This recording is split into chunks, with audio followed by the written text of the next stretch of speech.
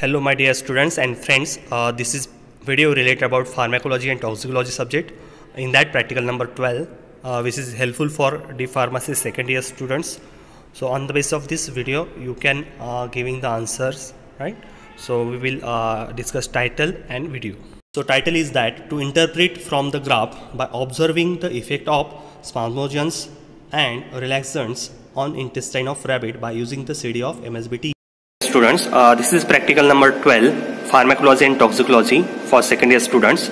So effect of spasmogens and relaxants on rabbit intestine.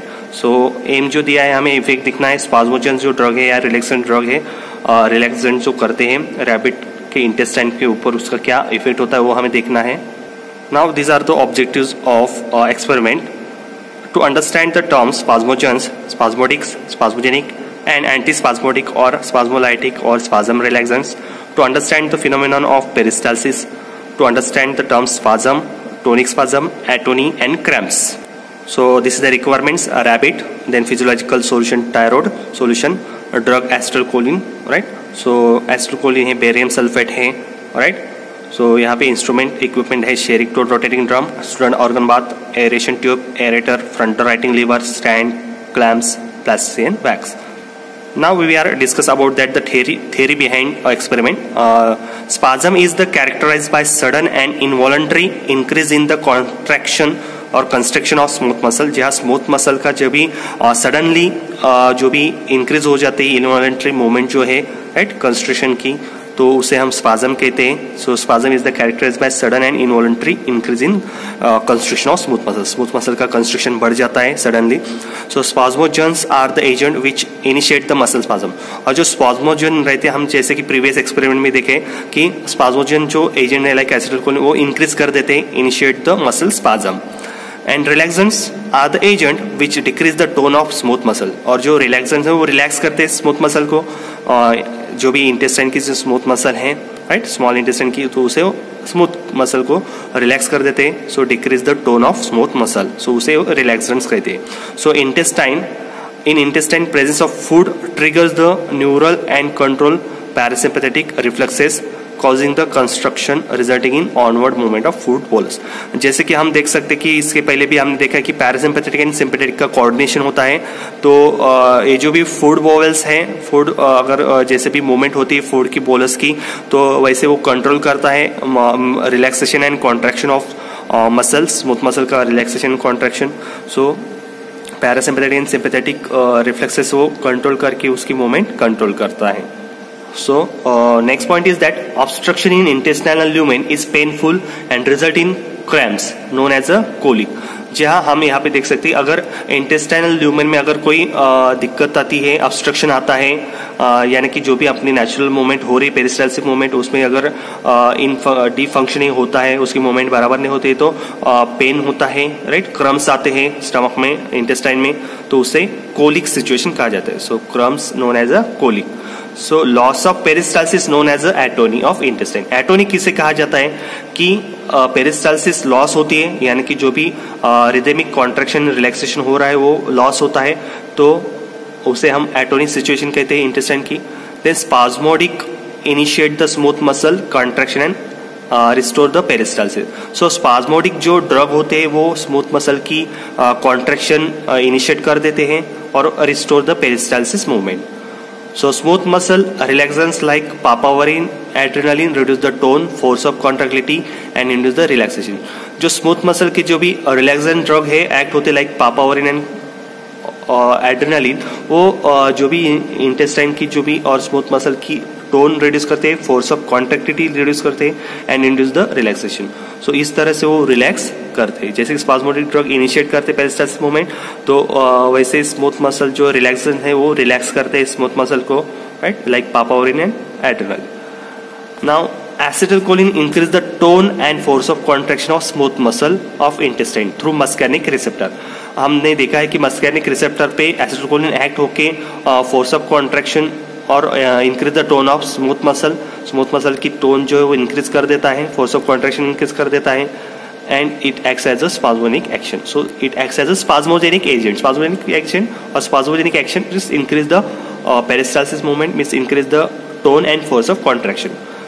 And another drug, one is that atropine like a spasmolytic, right? Parasympatholytic. So वो parasympatholytic जो drug है वो क्या करता है कि ये जो एक्शन है तो उसे नलीफाई कर देता है, right? नल कर देता है, यानी कि जैसे भी नेचुरल अपनी मूवमेंट है, परपेंडिकुलर मूवमेंट, वो एज इट इज रखता है due to nullify the effect of acetylcholine. Acetylcholine के जो भी इफेक्ट है वो उसको नलीफाई कर देता है, राइट? कम कर देता है.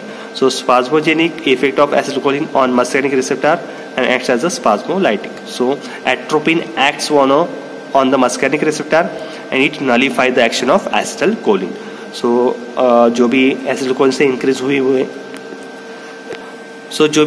से इंक्रीज हुई टोन और फोर्स ऑफ कॉन्ट्रैक्शन है तो वो एट्रोपिन मस्कार्निक रिसेप्टर पे एक्ट होके एज एंटागोनिस्ट है. सो उसके अगेंस्ट जो भी है तो इफेक्ट दिख रहा है, उस इफेक्ट को नलीफाई कर देता है एट्रोपिन.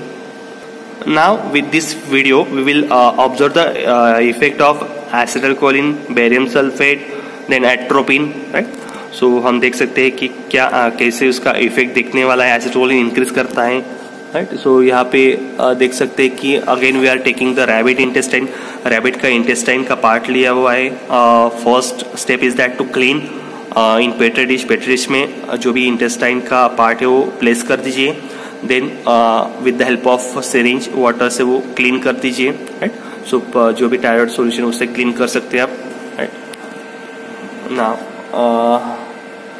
नाउ आप देख सकते हैं क्लीन करने के बाद कुछ इस तरह से इंटेस्टाइन का पार्ट दिखाएगा. रैबिट का इंटेस्टाइन का जो भी पार्ट है वो दिखाई देगा, right? Now again set the assembly. Organ बात लीजिए, उसमें जो भी सॉल्यूशन है वो प्लेस कीजिए वाटर, राइट? टेम्परेचर मेंटेन करो, right? Aerator, aeration tube. So this is the assembly. Porcelain जो भी वैक्स है वो लगा दीजिए, right? So again this same assembly just we are discuss about in previous practical. So here is the frontal writing lever. आप यहाँ पे देख सकते हैं नॉर्मल एक्टिविटी जो है इंटेस्टाइन की हम ले रहे हैं with the help of this Sherrington rotating drums. आप देख सकते हैं वहाँ पे कि जो भी रिकॉर्ड हो रहा है graph, right? So normal perpendicular movement होती है. सो आफ्टर इंसर्ट एसिटिलकोलिन अगर दिया जाए, राइट? एसिटिलकोलिन इंसर्ट किया जाए तो suddenly increase in the peristaltic moment, right? Increase the tone, right? And force of contraction of muscle बढ़ जाता है. Now you will clearly observe that frontal writing lever जो है जो भी ग्राफ ऊपर ही जा रहा है. So effect of acetylcholine on rabbit intestine. So normal perpendicular movement, then acetylcholine increase the peristalsis movement. So acetylcholine shows the spasmogenic action, यानी कि increase the force of contraction of muscle, smooth muscle, and increase the tone of muscle.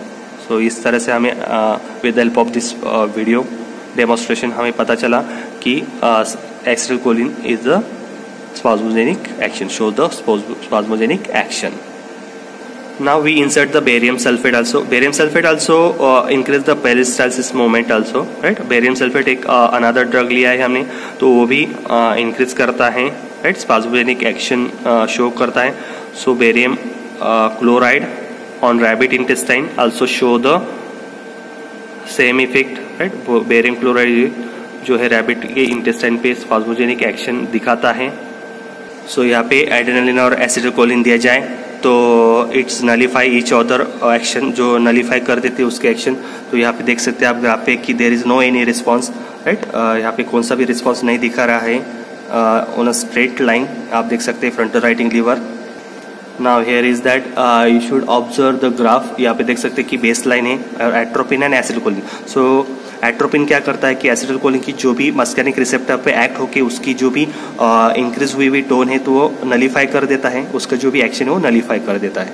So atropine nullifies the spasmonic effect of acetylcholine and acts as a antagonist of acetylcholine, यानी कि उसके विरुद्ध में काम करने वाला ड्रग वो कहा जाता है एंटागोनिस्ट करके वो एक्ट होता है एसिटिलकोलिन पे. सो एसिटिलकोलिन की जो भी एक्शन है वो नलीफाई कर देता है, राइट? रिड्यूस कर देता है. Now we are simply adding the atropine. हम यहाँ पे अभी एट्रोपिन एडमिनिस्ट्रेट कर रहे हैं. तो एट्रोपिन जो है एज अ स्मूथ रिलैक्सेंट कहा जाता है एट्रोपिन, राइट? एट्रोपिन की जो भी एक्शन है तो वो रिलैक्स करता है इंटेस्टाइन को. So effect of adrenaline on rabbit intestine adrenaline relax the, आप देख सकते हैं कि वहाँ पे नॉर्मल परपेंडिकुलर मूवमेंट जो है उसका ग्राफ, और एड्रेनालिन देने के बाद जो भी उसकी लाइन है तो स्मूथ मसल रिलैक्सन कहा जाता है. So adrenaline acts as a smooth muscle relaxants. सो यहाँ से हमें क्लियर हो जाता है कि एड्रेनालिन इज अ स्पाज्मोलाइटिक यानी कि स्मूथ मसल रिलैक्सेंस है. Now with the help of this table we can describe the acetylcholine graph. Stimulate करता है, राइट. एसिटिलकोलिन देने के बाद उसकी जो भी एक्शन है पेरिस्टाल्सिक मूवमेंट बढ़ जाती है, राइट. सो यहाँ पे आप देख सकते हैं. Then barium chloride also stimulate the action peristaltic movement, right. So after the addition of atropine and acetylcholine, आप देख सकते हैं यहाँ पे nullify the action of acetylcholine by atropine. atropine nullify कर देता है और उसकी जो भी मूवमेंट है आप देख सकते हैं ग्राफ कि it is a simply linear graph दिख रहा है, राइट. सिंपल स्पाज्मोटिक एक्शन जो है, राइट, परपेंडिकुलर मूवमेंट दिख रही है after the insertion of atropine and acetylcholine. So normal perpendicular movement. Now after add adrenaline अगर दिया जाए तो it is a relaxants, smooth muscle relaxants act होता है adrenaline. So adrenaline acts as a smooth muscle relaxants. So adrenaline क्या करता है कि जो भी स्मूथ मसल को रिलैक्स कर देता है. And here you observe that normal graph दिखा है. नॉर्मल ग्राफ से जो भी एड्रेनालिन देने के बाद ग्राफ जो है नीचे आ गए हैं, तो इससे पता चलता है कि वो स्मूथ मसल को रिलैक्स कर रहा है. एट द बेस लाइन पे देख सकते हैं आप कि वो ग्राफ जो है वो डिक्रीज हो रहा है. तो इससे पता चलता है कि हमारे जो भी एम है तो वो क्लियर कट हो चुके हैं. स्पाज्मोजेनिक ड्रग है एसिटिलकोलिन, वो एक्टिविटी बढ़ा देते हैं. Barium chloride also. And atropine अगर दिया जाए तो it is antagonist, acts as antagonist and nullify the action of acetylcholine, right. And it shows the normal perpendicular movement. And adrenaline अगर दिया जाए तो स्मूथ मसल रिलैक्सेंस है, right. So this is the practical. So solve questions regarding about this experiment, right. And must watch this video, like it, comment it, and it's helpful to in your MSBT exam, practical exam. Thank you one and all. So my dear friends and students, we just discussed about the practical number 12, right. So maximally circulate this video amongst your friends and students ताकि उसका benefit आपको MSBT practical exam में मिल सके. And on the base of that we will giving the answer in your manual sheet, right. जो भी manual उसमें आप दे सकते हैं आसानी से answer. So thank you one and all.